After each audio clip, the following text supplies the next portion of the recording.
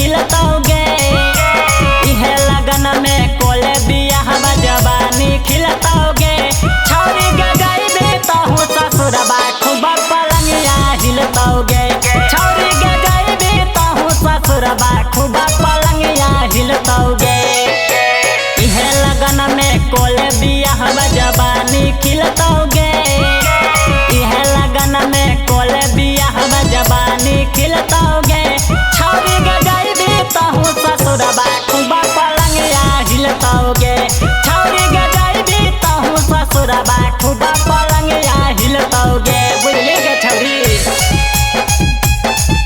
पलंगिया हिलतोगे।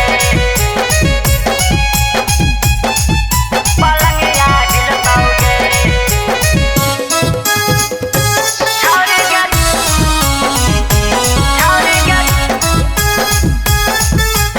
गईबे तहु ससुरबा तोरा से निक तोहर मिलतोगे दुल्हा। खाना बनई भी त फुक देतो चूल्हा। हे गे तोरा से निक तोहर मिलतोगे दुल्हा। खाना बनई भी त फुक देतो चूल्हा। कोले बियाह अभी छो मौका कभी ना मिलतोगे। कोले बियाह अभी छो मौका कभी ना मिलतोगे। छौरी के गईबे तहु ससुरबा खूब पलंगिया हिलतोगे। छौरी के गईबे तहु ससुरबा खूब पलंगिया हिलतोगे। बुझली के छौरी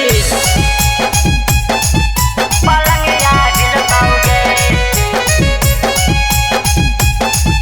पलंगिया हिलतोगे। Presented by Albina Recording Studio, Simla. छौरी के